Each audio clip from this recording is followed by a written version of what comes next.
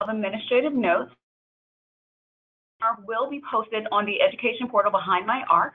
Also, we will be sending the presentation out after the webinar, and we are answering questions throughout the webinar. So if you do have questions, please use the panel from GoToWebinar that is usually located on the right hand of your screen to ask your questions, and we will go through them as they are coming into the system. And so with that, I will turn it over to Paige.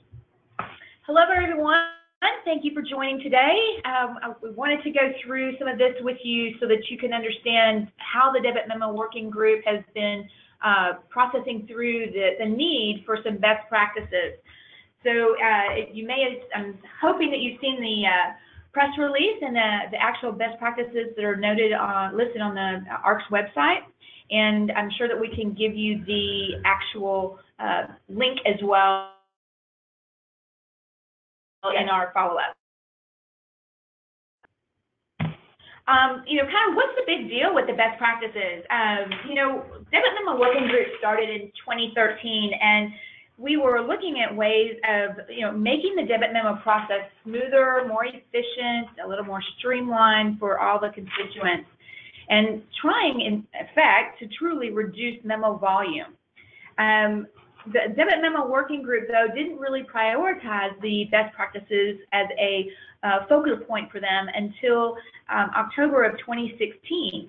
So from there, we spent over a year.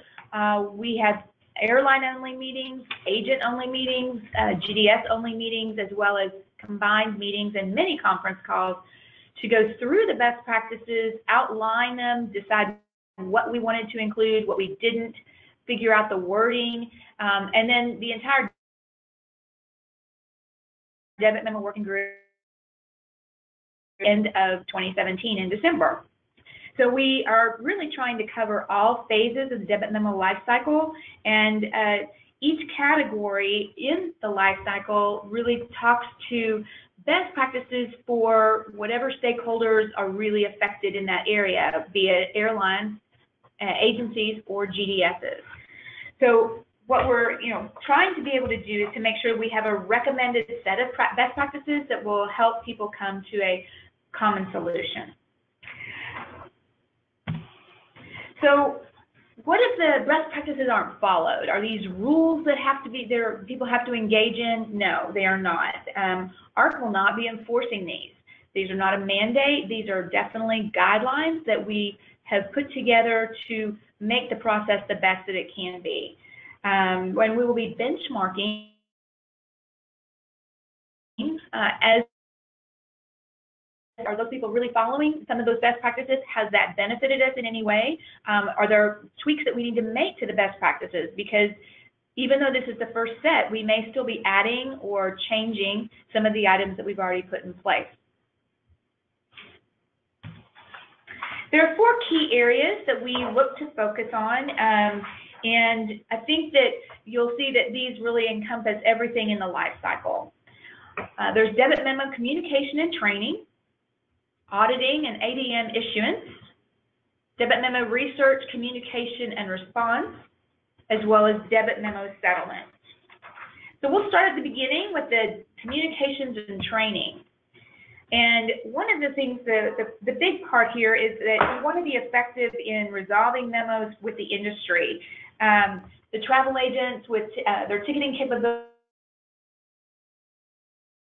we need them to issued, why they were issued in the first place, how to avoid them going forward. And we would like to be sure that we are having a comprehensive review so that everyone has an opportunity to evaluate their situation and move forward. The first one in this category, talking about training and educational resources, we want the agents to provide federal training to their employees, including refund and exchange process training, and in order to avoid the errors and subsequent debit memos. But what you really hope is that you're looking at things that have happened in the past so they don't occur again in the future. And for airlines, we want you to be forward-thinking about your policy decisions or any changes that you're making, and the potential issues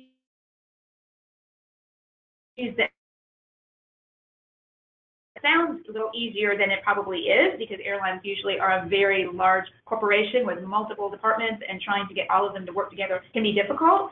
But if you can include colleagues from different teams when you're making some of these, sweeping changes that impact fare filing or booking, ticketing, all of those different things, then that will definitely have a great effect on the outcome for the travel agency ticketing.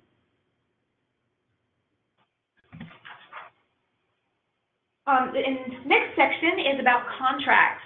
Agents, we're asking definitely to review the contract prior to system load, and be sure that the contract terms are really what they anticipated.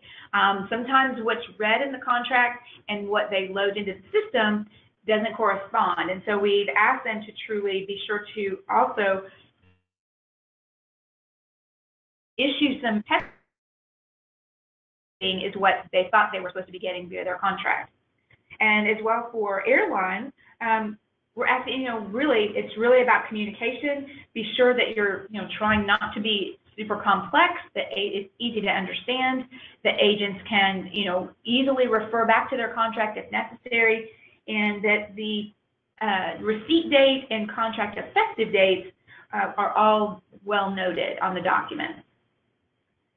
As far as automation, the agents definitely, we're definitely asking to be sure that they are utilizing GDS auto pricing techniques when available, whether that's for refunds or exchanges or straight sell, to help avoid the errors. These processes have been built by the GDSs, and at times they are costly, but I think that many times that the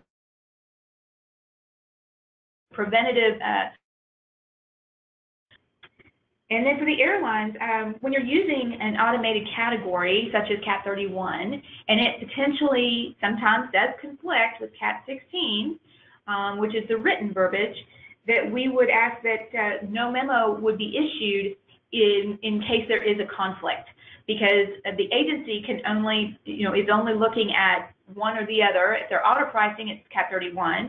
If they're manually pricing, it's 16, and they're not being able to reconcile the two together. So that is definitely one of the best practices that the Debit Memo Working Group asked for. Irregular operations, this is always a key one for airlines as well as the agents. And in this case, the airlines really should hope to publish all their irregular operation information for each and date stamp, and reviewing their opportunities to look at automating any of the information to go into affected P&Rs if possible.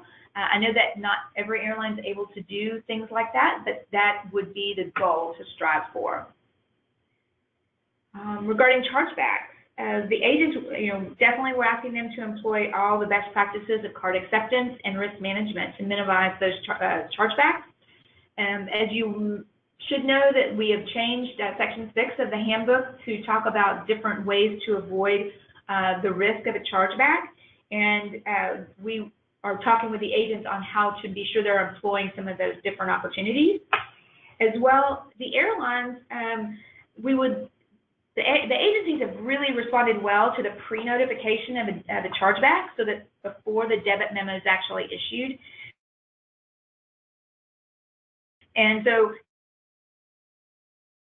to try to notify agents ahead of an actual memo, give them an opportunity to be able to come back to you and submit whatever documentation they can to negate the memo or the potential of a memo ahead of any actual debit to their account.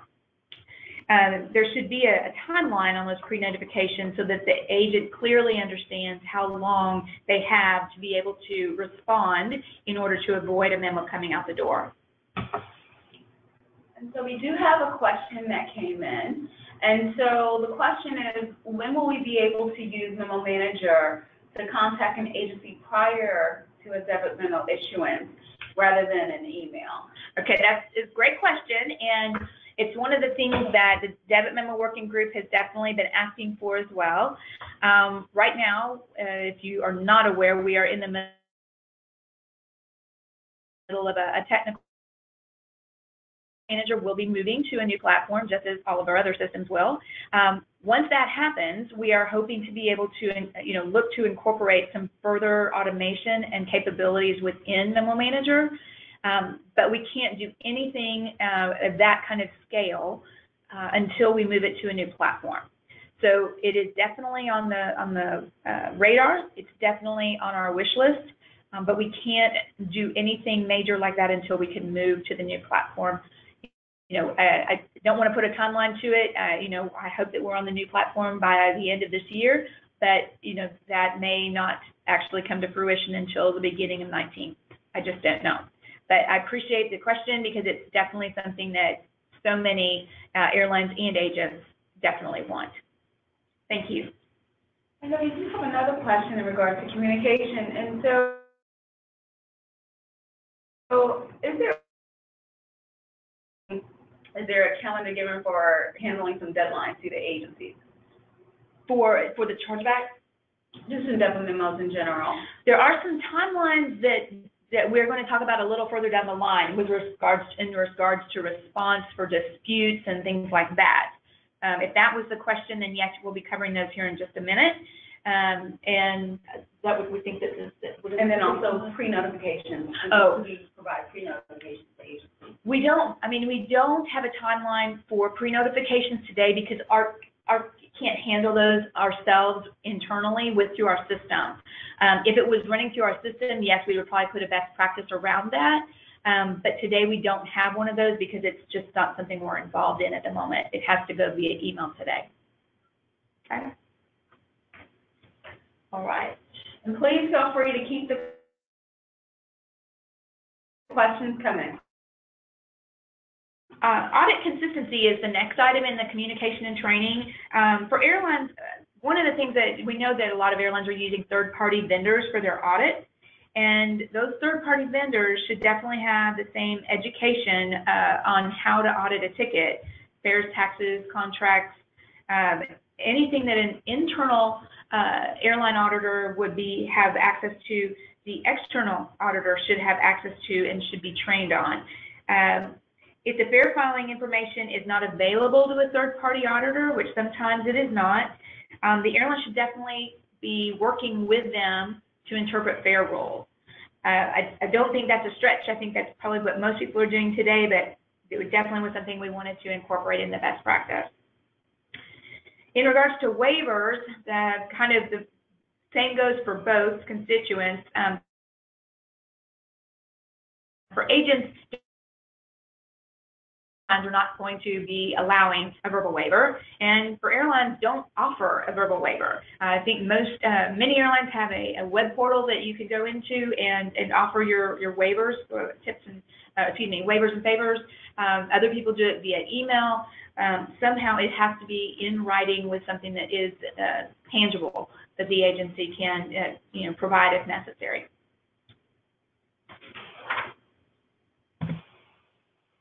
The next section is about auditing and memo issuance, and a lot of this is about timely auditing and kind of some time frames that we're putting around that. And it's important for airlines to provide as much detail as possible within Memo Manager itself, because the agencies, a lot of them are taking download of the export feature in page. They won't be able to download the information, and they'll have to actually manually load. But talking about timeliness of issuance, debit memos should be issued within 9 months of the last travel date of the straight sale and exchange sale, and within 9 months of the date of a refund. That's pretty standard. I think the majority of people are working through this today. There are some stragglers out there, but this is definitely the guideline. Chargeback memos should be issued within 45 days of the chargeback. That doesn't include necessarily the pre-notification. I don't know kind of what the standard is on the pre-notification as we talked about previously, but today we're only talking to the actual chargeback memo. Issue usage fraud memos, things that are shown to have a pattern, those should all be issued within 2 years of issuance. And interline memos, when there's a problem between the two carriers in the within 9 months of the OAL billing. So that's what we're trying to help the agencies understand and keep their disputes timely, as well as all of the airlines keeping all of their memos timely.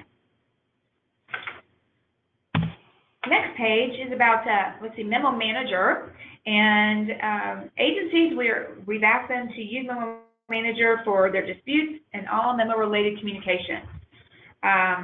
The airlines, pretty much the same, but we would also like them to be sure that they're completing all available fields, and amounts should be completed in the correct boxes when they're loading a memo. The thing is that when you use an attachment, which is perfectly feasible to use, especially when you're wanting to give a lot of information, is that the attachment, if there's nothing else on the face of Memo Manager, it makes the agency have to go in and look at the talked about before, exporting the information and so that they can download into their system. Definitely the attachment is a necessary means many times if you have more than, I think it's the 14 tickets, but you definitely would like to get all of the information as much as possible on the front of Memo Manager. And the GDSs should also be using Memo Manager for their disputes and any memo-related communication. The memo issuance agencies, the ticketing agent and not the booking agent will be getting the memo, and they will be responsible for it. Now the agent, we've talked many times saying you're more than welcome to internally debit your booking agent, but you as the ticketing agent will be responsible for the memo.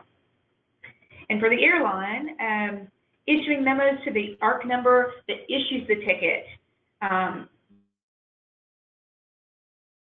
not on receiving a memo, not necessarily a home office, and there should be whatever's on the ticket, because there are a lot of agencies that disperse all of their memos out to their branches, and if they can't tell whose ticket it is, then they have another problem in making that happen. So please issue to the ARC number that's on the ticket.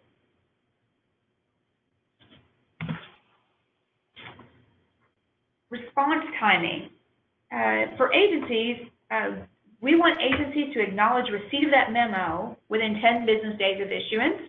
And as you all know, that is indicated by the change of the status into agent action required, I believe. They should be returning their chargeback responses to the airline within 7 calendar days of issuance. They should be disputing any memos within 30 calendar days of issuance. And that also includes memos. Airlines should be responding back within 30 calendar days of the dispute that they've received, and GDSs as well have 30 days to respond back.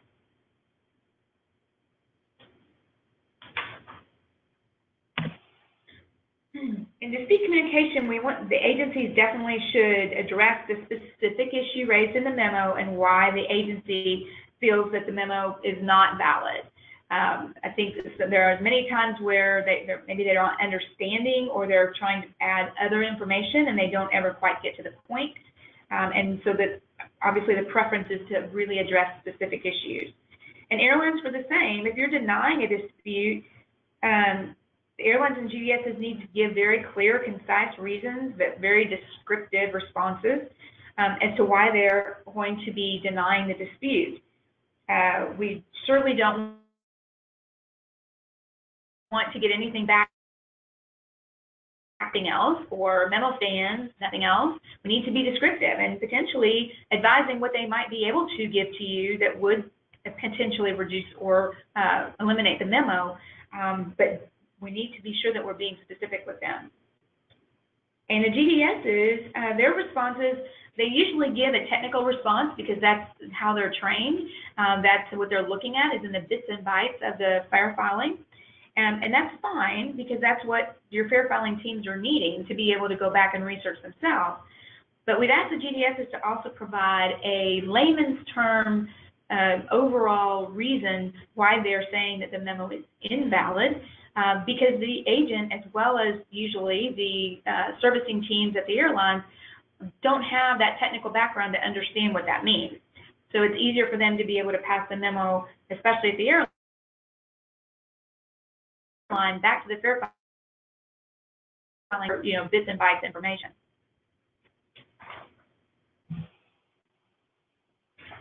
And an escalation process, one of the things that we really were talking about for a long time in the working group was the whole escalation process, because there should be an opportunity for someone else to look at it, at a memo, after two disputes.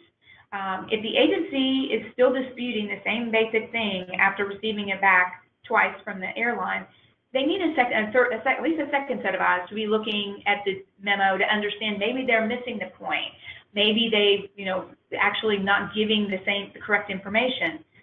As well, same for the airlines. There should be an escalation process on their side. If it's not happening or not working out within two different disputes, then there should be an escalation process to move that forward.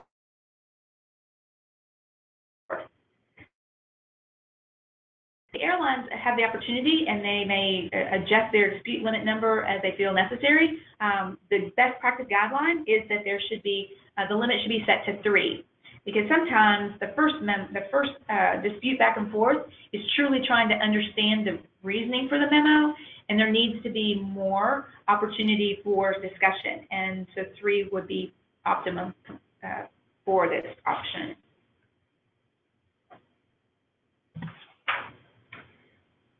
In payment methods and timelines, the agencies they should be making all their payments, including the GDS payments and partial payments, which we'll get to in a few minutes about partial payments, via Memo Manager and IAR. They should be paying within 14 calendar days of determining that the memo is valid. They should pay within 14 calendar days of receiving a payment from the directly for memos that they're responsible for, and then the agency must pay the airline.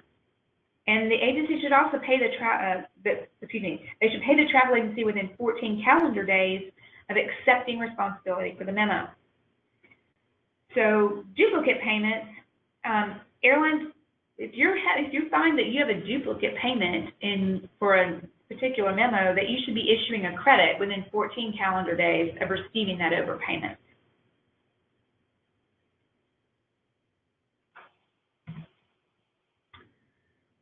Now, partial payments, we told the agencies, and they all agreed, they understood the reasoning behind it, that the best practice is that if you're looking to make a partial payment on a memo, you need to dispute the memo with the carrier and explaining why you would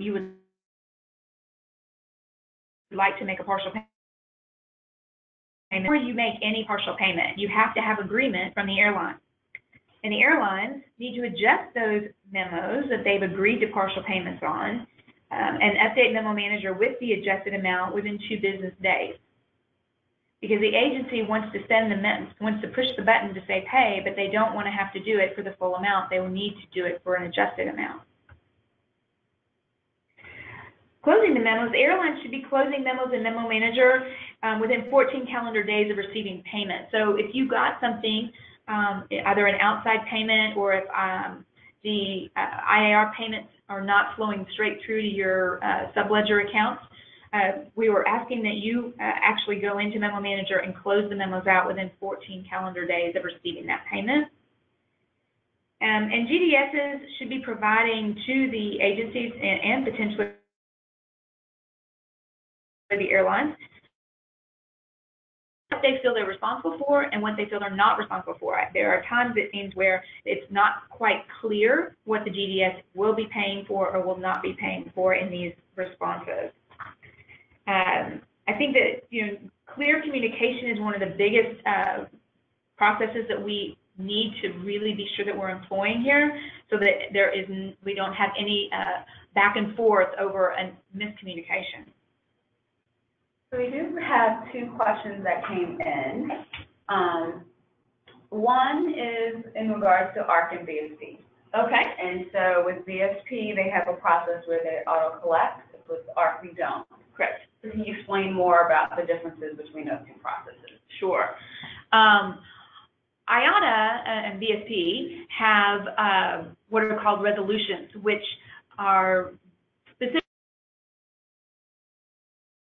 rules that are agreed to. And in the IATA world, you have a certain number of days to dispute, and if there is no resolution, the memo will automatically go to payment.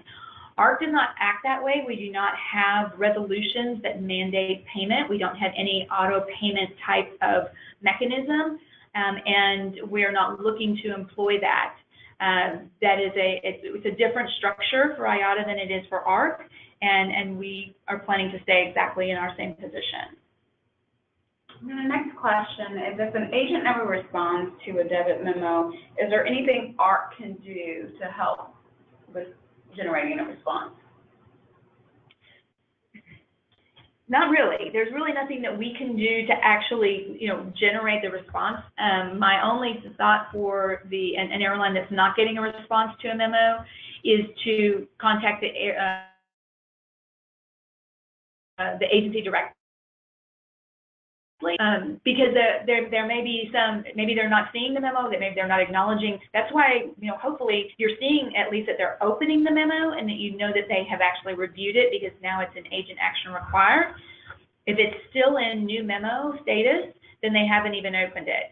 So I think maybe that's your first thing to do, is to look to see if they've truly opened it. If they have opened it and they haven't responded and it's been an extraordinary amount of time, then my suggestion would be to contact the agency directly.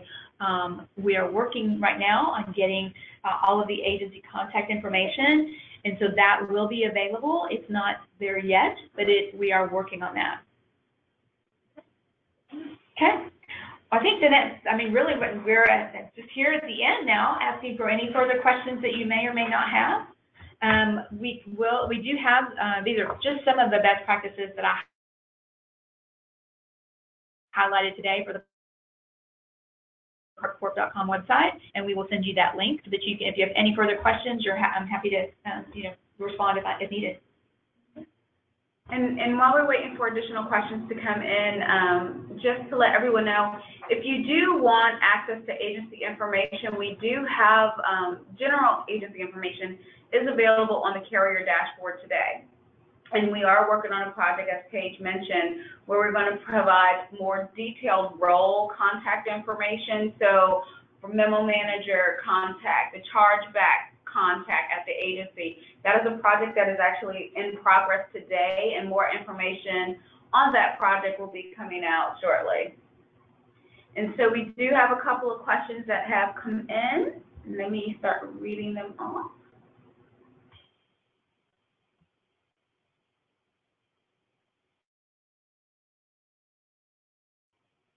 So, assigned to a GDS in Memo Manager, is there any time frame that is allowed for a GDS to respond? So they have to respond in X amount of days. Right. The best practice does outline a 30 calendar day timeline turnaround for that response. Of course, the best practices have just gone into effect in January, so they all may not be following this. And again, they're guidelines, they're not mandates. And there are some GDSs that aren't looking at disputes on memos that are for tickets that do not even take off until the future. Each GDS has their own rules about how they manage their disputes and what tickets they will review.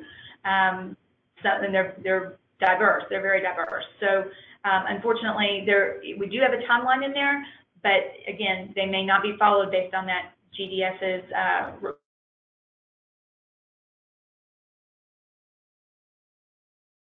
And then another question in regards to GDSs, if they are listed as a payer, is there some type of direct form of settlement by the GDSs that's been finalized?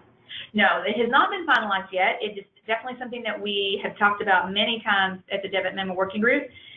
There are some things that we are, ARC can't get in the middle of the contract negotiation between an airline, a GDS, to make those decisions on how to, pay direct to an airline or send memos directly to the GDS. What we are looking to do potentially is, when we're moving our system to the new platform, is to building in some configurable ability for airlines, GDSs, and agencies to customize the way that they want to do their business. And so while we may be able to make it an option to manage some of that, you know, mandating or negotiating contracts or anything along that line. We'll make it possible, and then you all can decide how you want to proceed. Thank you for that. So now I don't see any additional questions. Oh, I take that back. Okay, one just popped up. So if a carrier issues a debit memo and the debit memo status remains new memo for a long time, which means the agency did not open it, is there anything that Airline can do or that ARC can do to help notify that agency that they have a debit memo issued to them? Well, there's not. I mean, ARC doesn't provide the kind of that service of saying, hey, new memos are sitting out there. What we do have is we have the ability for an agency to subscribe to alerts that will tell them, send them an email every time a new memo is posted onto their account from any airline. But we don't have a way or desire to be the one to tell an agency that they have memos sitting out there. Again, you might want to be utilizing the contact information that we talked about earlier, and we will have much more specific contact information in the coming months. All right, and so with that, I don't see any additional questions. So just as a reminder to everyone, we did record this webinar, so it will be posted on the education portal, and I will send a link to that for those who would like access to that. I am going to send a link to the best practices that are on our website, and as well as a copy of this presentation. And so we'll wait one more minute for any additional questions. We still have 30 minutes baked into the webinar, so we have plenty of time. So we'll wait a couple more minutes, see if there's any other questions that are coming in. In fact, we do have a couple more that came in.